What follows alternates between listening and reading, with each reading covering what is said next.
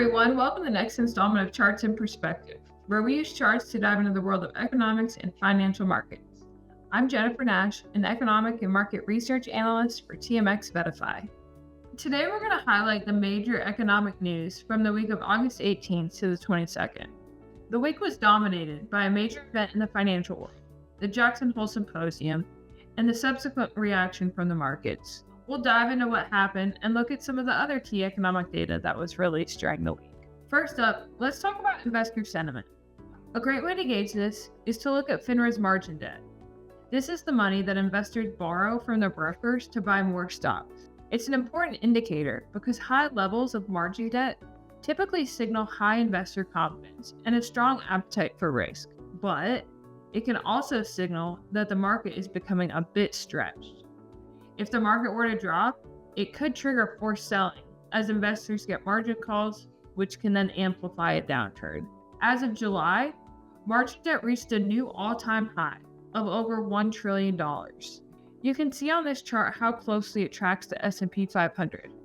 So while the latest data is at an all-time high, it is signaling increased bullishness from investors and also extreme market risk. Now let's shift gears and look at the labor market. The latest data on unemployment claims points to a potential cooling in the job market. Here we have two key series, initial jobless claims and continuing jobless claims. Initial claims, which is the number of people filing for unemployment for the first time, rose to its highest level in nearly 2 months. Meanwhile, the number of people continuing to claim benefits jumped to its highest level since late 2021. What this suggests is that not only are more people being laid off, but it's also taking longer for them to find a new job.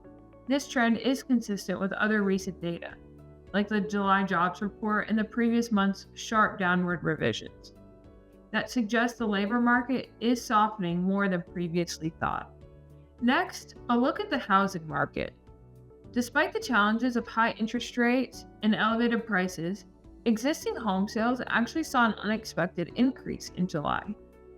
Sales rose by 2%, likely helped by a slight improvement in affordability.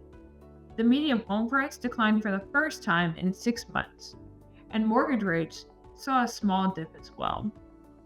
But even with this recent increase, you can see on this chart that home sales remain at a low level relative to the past few decades. So how did the market react to all this data? It was a volatile week, as you can see from the daily performance of the S&P 500.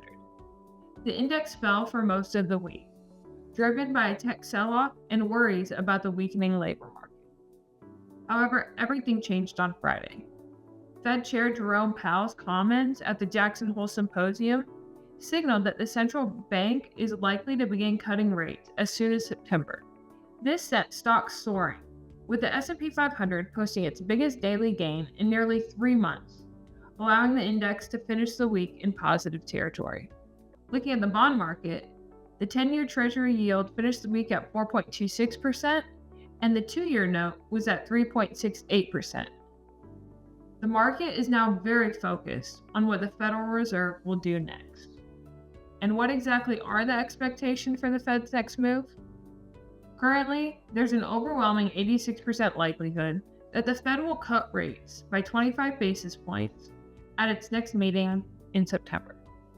Looking further out, markets are also pricing in another 25 basis point cut in December, though this could come as early as October, and several more throughout 2026. That's all for our discussion. Thank you for tuning in. For more economic and market insights, you can find my content regularly on the Advisor Perspectives website under the AP Chart section.